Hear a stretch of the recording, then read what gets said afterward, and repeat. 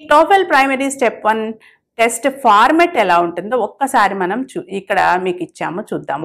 ఈ టేబుల్ మీరు ఒకసారి చూడండి. ఇందులో రీడింగ్ లిసనింగ్ ఉంటాయని చెప్పుకున్నాం కదా.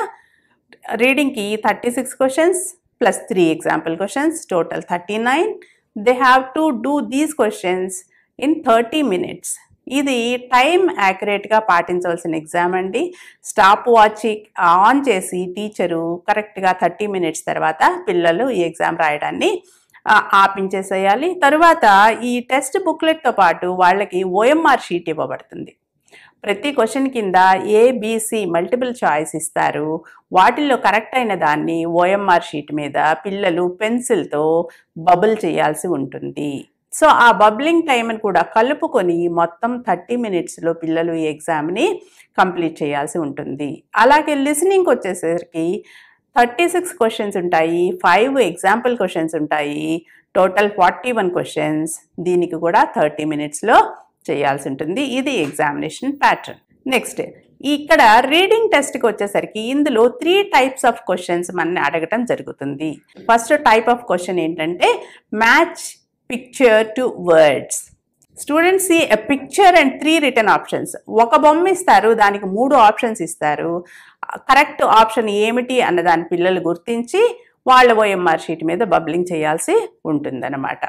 So recognise simple words, understand simple sentences. Sample is given here. ఒక ఉదాహరణ ఇవ్వటం జరిగింది చూడండి. Match picture to words. ఇక్కడ మొదటి పిక్చర్లో the boy is drawing a picture, the boy is taking a photo, the boy is talking on a phone. ఇది మనకి ఇవ్వటం జరిగింది. ఇందులో కరెక్ట్ పిక్చర్ చూసినప్పుడు మనకి కరెక్ట్ ఆన్సర్ వచ్చేసి B, the boy is taking a photo. Next ఇక్కడ రెండవ పిక్చర్లో 2 పిల్లలు పరిగెడుతున్నట్టు ఒక బొమ్మ మనకి ఇవ్వడం జరిగింది. పరిగెడుతున్న పిల్లవాడి మీద రెడ్ యారో మార్క్ ఉంది. సో అతను ఎక్కడ ఉన్నాడో ఆ పొజిషన్ బట్టి డైరెక్షన్ అడిగే క్వశ్చన్ అనమాట ఇది. దీంట్లో ఎహెడ్, బిసైడ్, అండర్. అహెడ్ అంటే ముందు ఉన్నాడు కదా. సో ఇక్కడ కరెక్ట్ ఆన్సర్ వచ్చేసి A అవుతుంది. సో ఆ A అనే దాన్ని మీరు ఆ రెండవ క్వశ్చన్ దగ్గర మీ OMR షీట్లో రెండవ క్వశ్చన్ దగ్గర A అనే దాన్ని బబ్లింగ్ చేయాల్సి ఉంటుంది. Next type 2 sentence clues. Students read a short description and select the option that matches what is described. Understand 2 to 4 simple sentences about a topic. పిల్లలు ఒక చిన్న డిస్క్రిప్షన్ ఇవ్వడం జరుగుతుంది. 2-3 సెంటెన్స్లో ఒక ఆబ్జెక్ట్ని కానీ లేదా ఒక ప్లేస్ని కానీ ఒక పర్సన్ని కానీ వర్ణించడం అనేది జరుగుతుంది.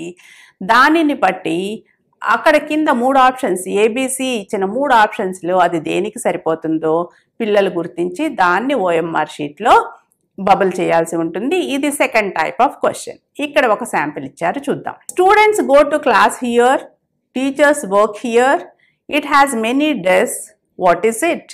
Option A, A house. Option B, A school. Option C, A bank. So here the correct answer is a school. మూడవ దానికి మీరు B అనే దాన్ని మీ OMR షీట్లో బబుల్ చేయాల్సి ఉంటుంది. Next we will move to type 3 question. This is a reading sets. Students read a passage which may be a single paragraph or may be of another type. It may be a menu, it may be a schedule, it may be a poster or email or any kind of text. And answer 2 to 4 questions about the passage.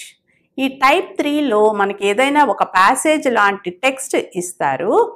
ఆ టెక్స్ట్ని చదివి దాని కింద ఇచ్చే 2 నుంచి 4 questions ఉండవచ్చు. ఆ క్వశ్చన్స్కి ఆన్సర్స్ని గుర్తించవలసి ఉంటుంది. వాటిని OMR షీట్లో బబ్లింగ్ చేయాల్సి ఉంటుంది. ఇక్కడ మనం ఒక ఎగ్జాంపుల్ చూద్దాం.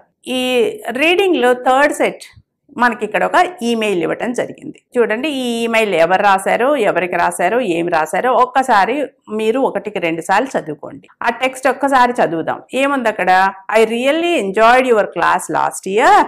Remember when we learned about rain forest environments and the tropical animals that live there.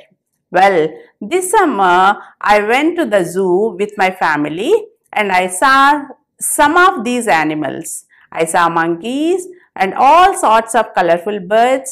I told my family everything I learned about these animals in your class. Even kept my science journal from last year and wrote about the zoo animals in it. Science journals were fun and I am going to continue mine in my new science class. Sincerely, Kim. So this is the email. Now we will come to the question answers. Why is Kim writing to her teacher? Option A, to thank him for a fun class trip. Option B, to ask him about his new class. Option C, to tell him about her summer. So what is the right answer? C is the right answer. You have to bubble C. Next, come to question number 5. What did Kim like about her science class? Drawing tropical animals. Option B, writing in her journal. Option C, learning about different types of forests. So here the option is writing in her journal. So B is the right answer. You have to bubble it. So these are the 3 types of reading text which will be